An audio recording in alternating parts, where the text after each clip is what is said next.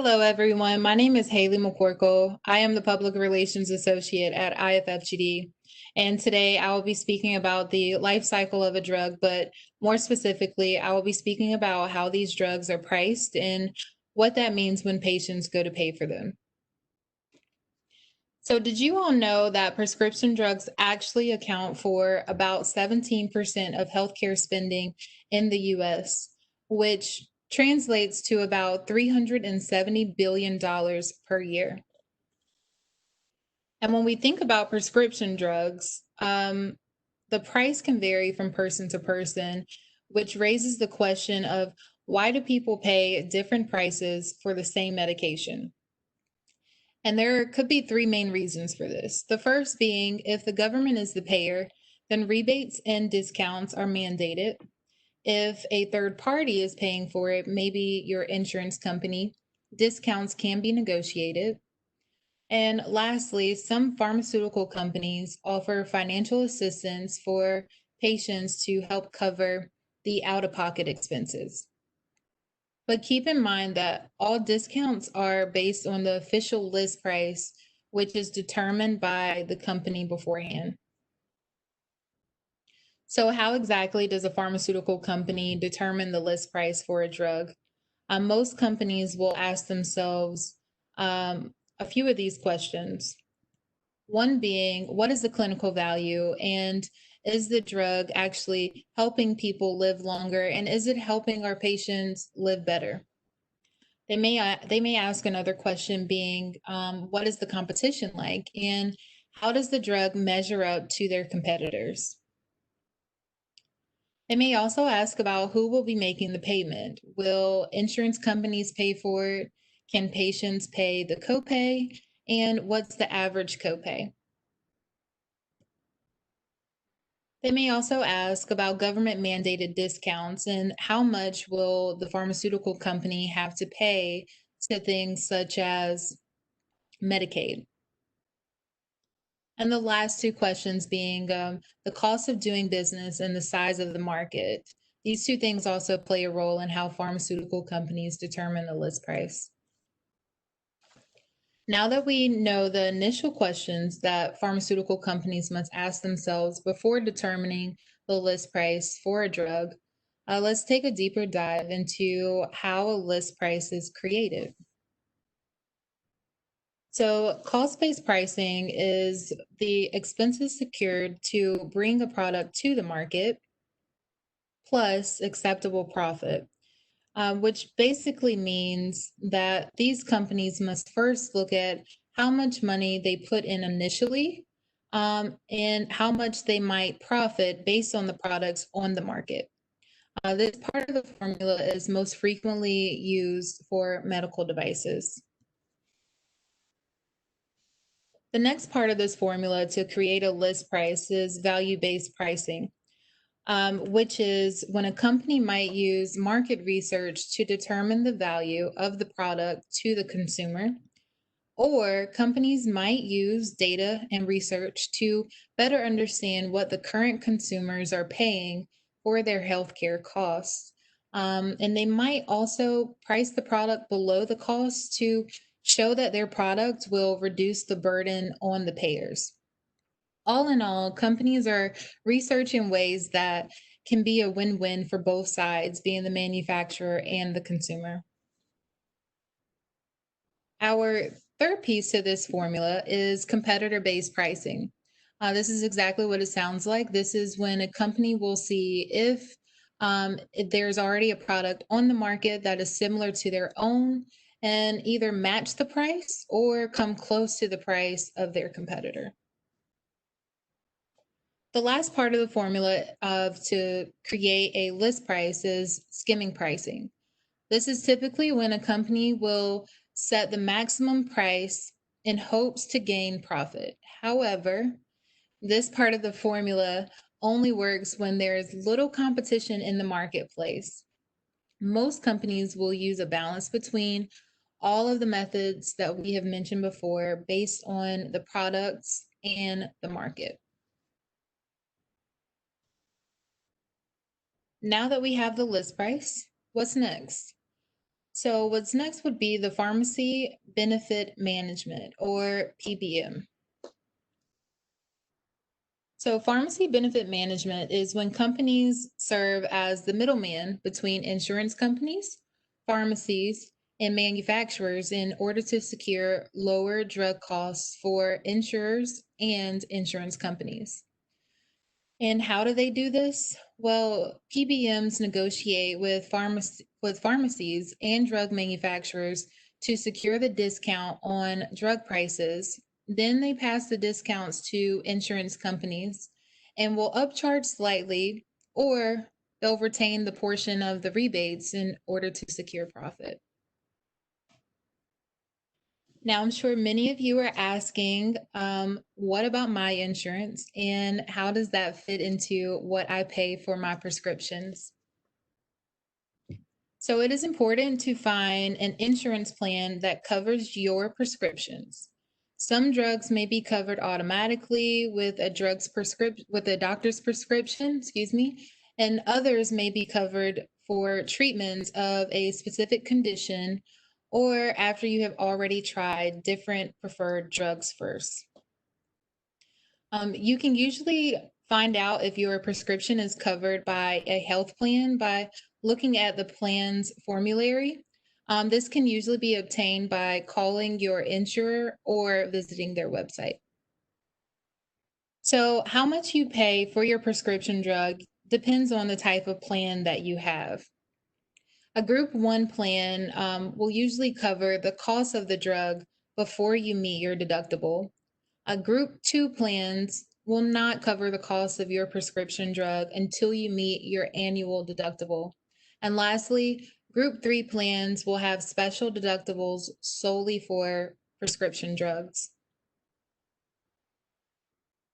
So, drug coverage tiers are another part of how insurance plays a role in how much you pay for your prescription. Drug coverage tiers are ways to categorize the different medications to encourage patients to use more cost effective options when possible. As a drug from a higher tier may cost more out of pocket, the drugs from a lower tier will cost will be less expensive. So tier one is typically limited to the generic drugs. And as you move to tier four, there are typically your higher price drugs, which are used for treating rare conditions. As a patient and self advocate, it is okay to ask questions about what your prescriptions are and how much they cost. Should you ever go to the pharmacy and your prescriptions cost more than you expected, you are not obligated to buy it. Instead, you can contact your doctor, explain what happened, and see if there might be a less expensive option for you. So, what if you are denied coverage for your medication? This might be a question that some of you have, and if so, let's take a look at some of the steps that you can take. First, let's check the administrative details. So, it's important to check with your provider and make sure that either you or your provider filled out the paperwork correctly. Is your insurance information correct? Check birthdays and name spelling at the pharmacy and with your insurance company. You may also want to check if there is a coding error.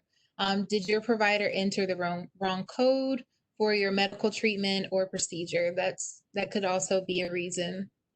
Um, and did your provider submit bills to your health plan before the due date? And lastly, do you owe a copay or payment towards your deductible? In the second part, as I mentioned before, be sure to check if your medication is actually covered on your insurance plan formulary, which can be determined by calling your insurer or visiting their website.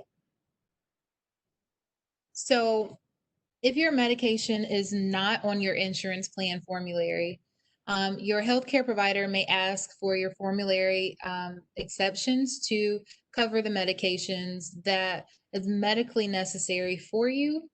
For this process, you may have to fill out a form, or your healthcare plan may require you to provide, or your provider to submit a supporting statement to specify that your medication is necessary for treating your medical condition. Your plan may only cover generic and non name brand medications. So, if this is the case, you can ask your provider if there is a generic brand to substitute the brand name medication. And lastly, check to see if the medication can be covered under the medical portion of your plan benefits. And if your medication is on your insurance plan formulary, ask your provider if the prescription needs a prior authorization. Sometimes this may be required and can be done by your provider via phone or with a written priority authorization, from which can be submitted as urgent if needed within 24 hours. And if not, then 72 hours will be the time frame with an original authorization form. Is there a quantity restriction on this medication? Would probably be another good question to ask yourself. Is this medication part of step therapy, which basically requires your doctor to show that you have tried and failed taking a less expensive or preferred medication? And should your current care be deemed as not medically necessary or viewed experimental or investigational, you will have to go through an appeal process, which I will speak about a little bit later. So, if your plan is denying your medication, you do still have options. You can ask for a one-time refill to allow you time to talk to your healthcare provider to determine what other options you do have.